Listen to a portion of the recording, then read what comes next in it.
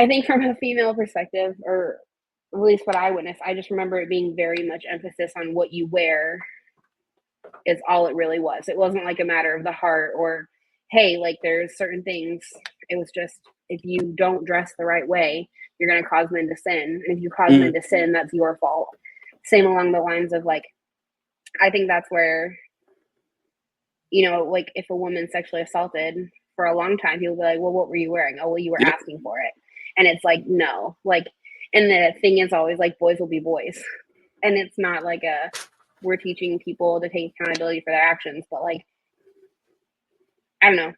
That's what I would say purity culture for a girl is shaming women into how they think about and how they view their bodies. And along with that, you're taught that it's such a bad thing, but then oh yeah, well you can have sex once you're married, but there's no like you go from like 0 to 100 and then like that's it. Like, okay, thanks. That really prepares me for life.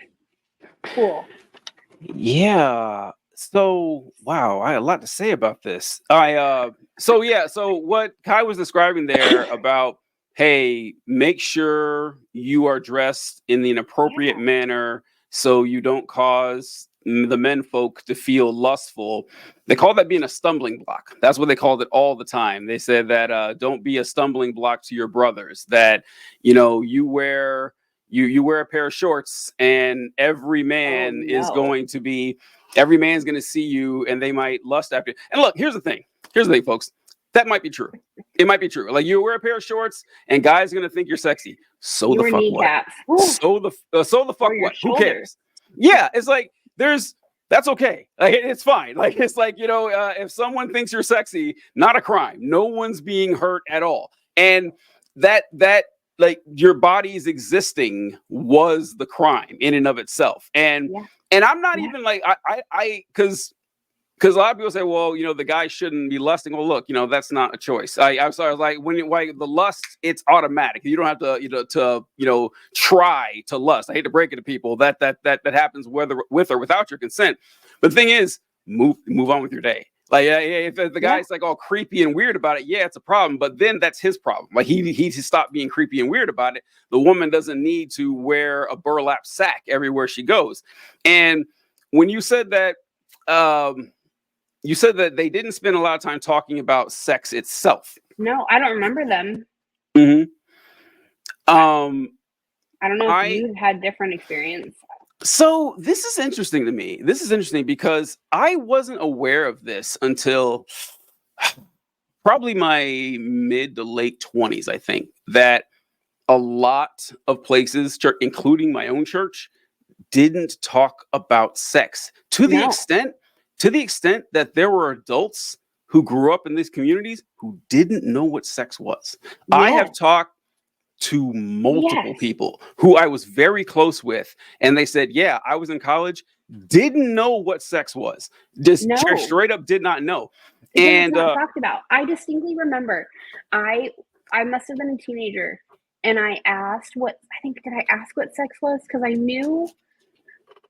knew where babies came from, but the only thing I knew is it was like when a mommy and daddy love each other very much, then they have a baby. And I mhm, remember one time asking my mom, I must have been, I don't know, as a teenager, what sex was. And she was like, oh, you don't need to worry about it. We'll talk about it before you get married. And that was it. wow, And then I wow, remember there's somebody in my life that I remember that they grew up similarly to me. And their mom, the night before their wedding, tried to have the sex talk with them. And they're like, okay, no, like I already know. Thank you. This is very awkward. So no, incredible. people don't know. They don't talk about it. It's like this bad voodoo, horrible thing. If you're a boy and you have these urges, you're a monster. And a girl, you are solely responsible for a man's like purity. If you the way you choose to clothe your body, it's your fault if something happens to you, and you're responsible for a man. But also, we're going to put all this shame and all these rules and everything around it. But then you are marrying someone that your family approves of, right? That your families have agreed that you can get married. And then you're expected to be the sexual being after it's been like, no one can see me, whatever. And the fact that that they tell young women, if you dress this way, then you're going to cause your brothers or your dad to something. Like the fact that like you're putting all this pressure on girls and Mhm. even to the men in their lives. Like, oh well, I wouldn't want my dad or my brother to look at me that way. Like, like I think it just, and then they expect you to be like this. You get married, and then oh boy, now you're supposed to know everything about sex, and you're never supposed to turn it down, and you're not even having that. You don't know anything about it, so you don't know what's like healthy and safe and what's not, and you're just expected to like. And then that goes into like, from a female perspective, like you're just there for your husband's needs. Like whatever he tells you to do, you do. Like, and so I think that goes back to you like coercing or tricking a girl into marriage so that you can have sex. But also there's all this fear around it, I think, for women that like then they get married and they're like, I don't know. And it just creates this whole toxic little circle. Yeah. But yeah. I digress. No, it's like it actually, honestly, like it probably shouldn't have surprised me, but it did, and it still kind of does. Whenever I hear stuff like this, because I hear it all the time, where people will get married and don't know how to consummate the marriage. Like no one taught them, and I guess that if information is withheld from you, you don't know where to look to find the answers, and. I knew someone who was going through marriage counseling with a pastor before they got married, and she asked like the pastor's wife, okay, so what is sex? Like how do we do this? And the pastor is like, well, didn't answer the question. Like they just dodged it. Don't. Yeah, just dodged it. Yeah. And it's like, are we adults or not? I mean, it's just it's insane to me because you asked if I had the birds and the bees talk. My parents gave me the birds and the bees talk, when I was like 10 or 11 or something. So I knew what it was. And I assumed everyone else did too. I just assumed everyone did. And that's why it was so stunning to me when I found out the people I grew up with had no fucking clue what sex was. Yeah. It's horrible. I hate it. I hate everything about it. Yeah. And the thing that you were talking about, how it was interesting the way you put it, that I actually never really thought about it this way, but it does make sense that when it came to women, they didn't spend so much time talking about your sexual urges or your sexual desires or anything. It was all about how you presented yourself, like how you looked, and making sure that it fit a certain mold. To the extent that, and in a sense, they did it with boys too, but to a much lesser degree, like a way lesser degree. And the only reason I thought about this is when you mentioned the culottes. So I've had lots of episodes talking with former Maranatha kids, because this seems to be kind of unique to us. I don't know a whole lot of other, even Christian schools that did the culottes thing, but didn't Tabernacle do culottes? Yeah, I guess our community Landmark there. Did. Yeah. The ISD community did. Yeah, and so this is funny to talk about, because when I say culottes, the only time I've seen culottes outside of that aspect is with female golfers. Because if you watch like the LPGA, they'll wear culottes, but they don't look anything like the culottes that if you Google culottes, I can't you won't find them. Show someone a picture because people are like, what are you talking about? I'm like, they're like shorts, but they're super baggy and long. And I'll look at pictures and they're like, it's like fashion, and I'm like, they look kind of nice, right? Yeah, right. Like the cool. If you Google culottes, whatever you pull up, that is not what we're talking about. These things were like, imagine a skirt, like a floor-length skirt, almost, well, mid-calf length skirt, sewn down the middle. That's basically what it was. And I don't know if I can. And what was funny was, Kai, it's so funny we said this, because every time we bring this up, everyone says the exact same thing, and it's what we all thought when we were in high school. These things were immodest as hell. These things, like if you were playing volleyball in culottes, you dove, those things just flew up like to your eyeballs, and like all your leg is showing, your ass is hanging out. They were the least modest. They were modest as long as you were standing perfectly still. Then they were modest, but when you actually play sports with them. And I say that they did it to a lesser extent with the guys too, because we weren't allowed to wear shorts either. We had to play basketball in pants, and I've never seen that anywhere else. Like I would show that to people, like even at college at Maranatha, they'd be like, you guys wore pants to play basketball? I was like, they wouldn't let us wear shorts. And so it was just kind of fucking weird. And you didn't get real jerseys. You wore like t-shirt jerseys because you couldn't, right? You guys didn't have early on. So we did eventually. Like by the time I was in like at 10th or 11th grade, we had real jerseys. But actually, hold on. That was I don't know. But when I first started, we had T-shirts with numbers and names on them. But Yeah. I remember, like, by junior, senior year, we had like reversible blue and white jerseys. We wore them over a T-shirt. We wore the jerseys over a T-shirt. Yeah, that's what it was. Yeah. I thought there was some kind of like trying to see if I can find a good cool out picture for you because, well, the world just needs to know how horrible I know they need to know what we're talking about here, but we couldn't show our shoulders either. But the thing is that, like, boys basketball teams do that all the time that aren't like Christian. Yeah. They do this T-shirt thing too, so it didn't look that weird with the shirts. But the culottes thing is kind of wild. It's okay. I may or may not add this part. This is just my personal opinion thing here, but I've kind of. I don't know if this is misogyny. I don't, but I just like, or maybe I'm just old, but like, I don't like the culottes. They look absurd and they're ridiculous, but I got to tell you, I do not like high school girls wearing just like fucking spandex to play volleyball in. I don't like it. I mean, that's fair. I don't like it at all. I don't. Shorts. You're allowed to. You can make longer shorts. Yes, you can. We're talking about culottes. Yeah. Oh, you can put it, if you can pull it up on Google, you can send it to me, or you can share it. I think. We'll see. If you just pull it up, I never thought I would look at. Yeah, if you can pull it up on a window and then hit present on the bottom of the screen. Oh, okay. These are them. Yeah, I see. You can edit these out. Let's trying to find it. How do I pull it up on the screen? So on the very bottom, do you see a little button that says present next to invite and settings? Yeah, click present and then click whatever window you have. Okay, let's go to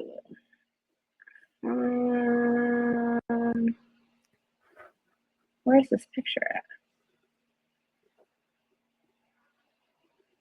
I guess we'll just do it from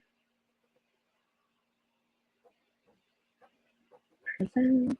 Does this work? Share. Yep. Share screen. Either share screen or share window, whichever one it's pulled up on. It'll be like Chrome tab, I think, and window.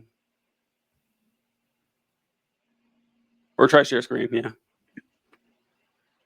We'll try this. Okay. Let's see what pops up here.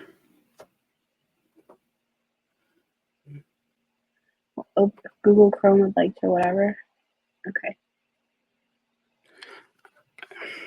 Like these.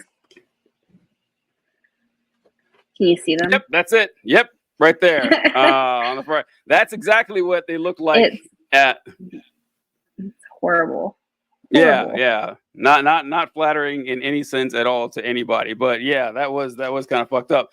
And with the thing where you were talking about how they told the girls that, you know, how you presented yourself was the only thing that mattered, it does fall in line with the fact that they essentially acted like women had no sexual agency of their own.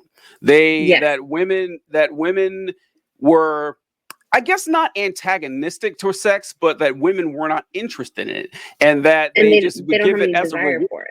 Yeah, had no desire for it. They would just give it as a reward for you being a good boy, and then you can fuck. You're and so literally there for whatever your husband wants. It does not matter. It is the same culture that believes rape doesn't happen within marriage. You you lose all autonomy when you get married. It's whatever your husband wants. Like, it's not good. It's not healthy. Yeah. It's not safe.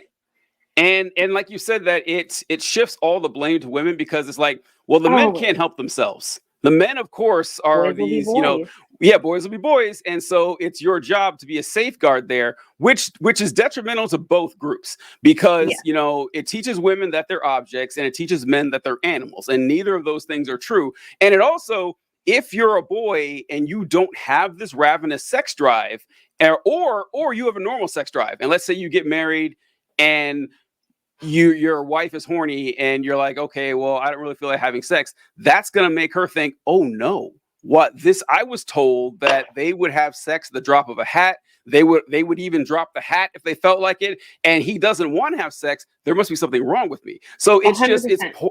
It's poisonous all the way through. And you're going to love this. You're going to love this, Ty. I already know. Okay. I keep saying Ty. I already know, but Okay, you So- can change my name. Yeah, I know, right? Too many K's. I gotta drop one. And so, one thing that they talk about all the time. So you mentioned the length of the skirt, and that there was always the knee. It was always the knee. The knee was like the knee was just this arbitrary point where it had to stop. But it wasn't really. This is my theory, at least, and I'm pretty sure this is what happened. I had to connect the dots on this. Hear it. Is that the reason they picked the knee is because of the KJV, and that is that so first I'll give my disclaimer here. This is why I said Kai would love this, because Kai hates the KJV. I love it. And this is my whole disclaimer with the KJV is that I think the KJV is beautiful poetry. I love the way it sounds. If I memorize the Bible for literature, it sounds great. Also, I do offer defense of the KJV, and that the KJV gets a bad rap. It really does. Is that literally King James is also a horrible human. Fuck King James himself. I don't give a shit about the king. It's literally his Bible, TJ. Literally, well, he didn't write it. I mean, he just paid for it. Hold on. King James didn't speak a word of Greek or Aramaic or Hebrew. The guy had money. But so a lot of times people will say, I've heard this on both ways here, is like growing up, a lot of people were KJV only. I'm sure you met a lot of those folks back in the day, right? Which never made sense to me. Really? I see fewer. Go ahead. Oh no, King James only. Wow. Oh, yeah. Well, as in they only use the King James, or that's the only correct Bible? Both. Oh, wow. Yeah. See, I see fewer because it doesn't make any sense. Like, it falls apart under any scrutiny at all. There's some churches that like it's on there like about us. Like I think Landmark, the one we've talked about before that I went to, I think it's on there like what we believe, that like the King James version is like the authorized version. Who authorized Insanity. it? No, but insanity. Yeah. That fell apart for me at 15 years old. I still remember talking to my parents about it. It's like, this Bible's existed for 400 years. The Word of God has existed a lot longer than that. There's no reason to think that this is the right one when all the other ones are wrong. Like the Tyndale Bible is wrong. The Wycliffe Bible is wrong. Like it's insane.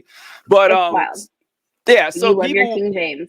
Well, this was saying. So yeah, so those folks, like I learned early on, like saying the King James is correct in every single letter and word, whatever. Bullshit. Then I've seen the pendulum swing the other way, where people will talk about the Bible and they'll say, "Well, we can dismiss that. That's King James." Like, well, okay, guys. Well, that the King James is an inaccurate version or something.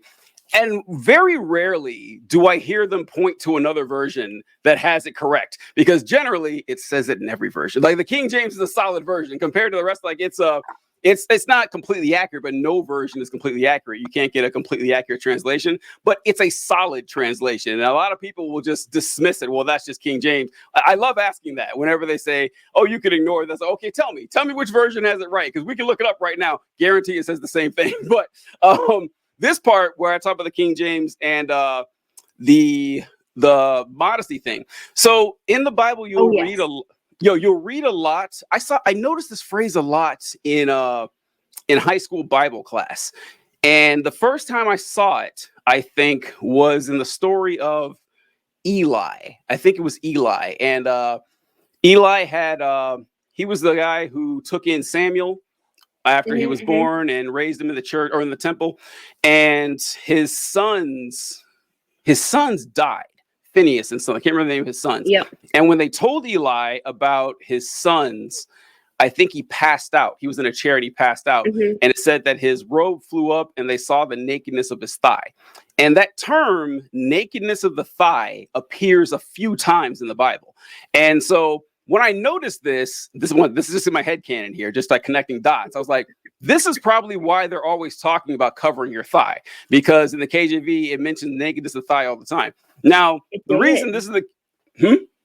It did. I never thought about that. Yeah. Even the story of Jacob's ladder, I think it talked about Jacob's thigh. So in Jake, yeah, so in there...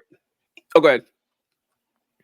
No, you're good. I'm just thinking, I accidentally was thinking out loud for a second. Yeah, they do talk about the thigh. They do. In Jacob's ladder story, Jacob wrestles either God or an angel. It's unclear. Like it could be taken either way, depending on how you read the text. God makes more sense to me, but as far as the story goes, but beating God in a wrestling match. Oh no, he lost, I think. But it mentions that the angel hit him in the hollow of his thigh. And is what it says, which was a weird, it's like, what the fuck is the hollow of your thigh? I had no idea what that meant. And I remember people making joke about, I think Pastor Carnian would joke about, you're eating so much, like you have a hollow thigh. I remember saying, so I thought that was clever. I thought the Bible verse or something, like you're storing food somewhere. But turns out when like the word thigh isn't an incorrect word, but it doesn't make sense in modern English, because in like Hebrew, like when it was first translated from, the thigh meant the groin in general, like the groin area in general. And so, which is near the thigh. So I can see why the words kind of match up like that, but it's really talking about your groin when it says thigh. And so when that's why it's like, who gives a shit if his robe flew up and showed his thigh? But it flies up and shows his groin. Okay, all right, now this is noteworthy or whatever. It also makes sense why it hurts so much to be hitting his thigh when you're fighting against the angel. And I think that I would bet anything that people read that passage and the nakedness of the thigh and said, okay, we need to cover thighs because thighs are immoral. That's my guess. And you're probably right, honestly. Almost certainly right? Like, it has to be. Like, I haven't seen this written down anywhere, but it makes too much sense to me that they covered it that way.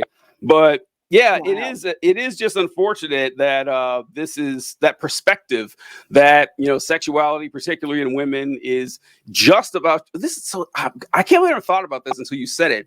But whenever I heard about purity culture, it was always about the act of sex itself, and that doing this would ruin your life. And it was like, it would poison you. But for women, it was like, it wasn't necessarily about the psychology or the thoughts. It was just your body. How you and dress, it's like, cover your body. And I remember one time we had this super weird, it was when I was at Landmark, we had this psychotic youth pastor. He's the one, he told you before that he made his wife go home and like change her socks because he didn't like the color of her socks. Mm-hmm. Anyways, I digress. And he, one time, like in his, you know, purity culture loves these stupid analogies and like examples. And one time he had like 2 2-liter sodas and he left the label on one. And then on the other one, he like removed the label and he like drew he cut out like a bra and underwear out of like the label or whatever and taped it back on. And he was like, see, when you don't cover up, you can see everything. It leaves nothing to the imagination, blah, blah, blah. But when you don't, you can't see anything. And I was like, you can still see the top and the bottom. Like, it makes no sense. Like, it's just soda. But yeah, sorry, when you said talking about covering your body up, it's just what it reminded me of. We had the dumb it wasn't even an analogy, it was a dumb illustration. And I was like, I'm not sure I get it. I'm not sure I get what he was trying to say. But I distinctly remember, I think he was trying to say, like, when you don't cover up, you're not leaving anything to the imagination and everyone can see what you have. As opposed to staying covered up and no one can see, which leaves it to the imagination. Wow, that's a weird one. Yeah, so we brought this up earlier, and Kai sent this video and show a little bit of it right here. Speaking of the examples they would give, this is one that we would run across quite often. Oh, hold on. Why I have a stupid rose? Shit. I think it might be the first one I sent you. Well, no, but it's giving me options to kick from studio. Let me see. Oh, is it? Shit. Fuck.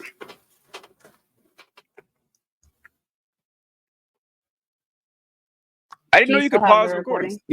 Yeah, I just started. I didn't know you could pause recording. I just did. But now we know, so we can sound less crazy in the future. Yeah, I like this. So, all right, this is one of the examples that we would see a lot growing up. And if you guys, this might sound familiar if any of you grew up this way. And by the end of it, by the time it gets back to the speaker, it's just this tattered rose that nobody wants. If you've ever been harmed or hurt by the way the church has talked about sex, waiting for marriage, purity, then this video is for you. All right. Kai, can you explain what was going on there with the? Why was Yeah. he picking apart the rose? What was his message he was trying to send? So it's basically like the youth pastor or whoever was speaking would have a white rose, and then they would be like, all right, pass it around the room and feel the leaf and like, or rip it off or whatever. And then basically by the time I got back to the person presenting, the rose would be like tattered, like exactly, it would look exactly, if not worse than what he showed you. And so it was like a metaphor for your like virginity, for letting people touch you. And basically like I don't know if you remember like I Kissed Dating Goodbye, or if you ever heard of that. Yeah, I remember that was a big book back in the day. Yeah, the author has since come out as atheist and apologized and all kinds of things, but it's kind of the same concept as that like if you even touch somebody outside of marriage, no one's going to want you, which then goes back to the shame, right? But I don't know, obviously it's just me and my sister growing up, so I don't have a male perspective, so I don't know. But like for girls, it was all, no one's going to want you if you even touch someone before you're married, right? So like it puts all that shame around it. And oh, by the way, if you're sexually assaulted, no one's going to want you either, because it was probably your fault for A, not wearing what you should have been wearing, or B, putting yourself in that situation. There's no grace there in that purity culture. So basically, like, you pass the rose around, no one wants it. It's an example of why you shouldn't touch anyone before you get married. Yeah. So, No one's gonna want those damaged goods. Kind of literally. And then they would have other stupid analogies. Yep. What else like did you squeezing see? the toothpaste out of the tube and you can't put it back in, or like a broken teacup, you can't drink out of it, or some of the other ones, TJ. They had bubble gum that if you like, imagine if you had a stick of gum and you started chewing it and you passed it to someone else and to someone else and to someone else, and you're the fifth person to get this chewed up gum. Are you going to want it? No. Well, that's what you're going to be like if you have sex, and then you have sex with someone else and someone else, that you're giving someone this these damaged used goods, and you don't want to do that on your wedding night. And wouldn't it be special if you can, and which, by the way, like Kai was saying earlier, if you want to do that, if you have so chosen to remain abstinent until marriage, God bless you. Like, we have that is no problem with that whatsoever. To make, because it's your body.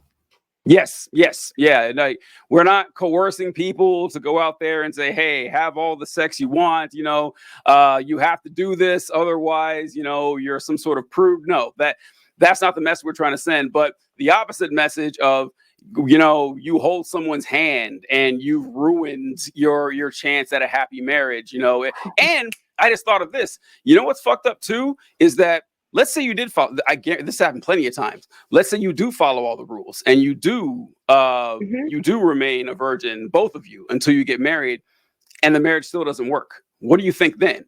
What do you think? You're like, oh, I was told that this was the way to guarantee a successful marriage, and it didn't work. Your whole world's going to collapse. So there's no way to guarantee a successful relationship at all. And the whether or not you have sex with someone else is not going to be a factor in it.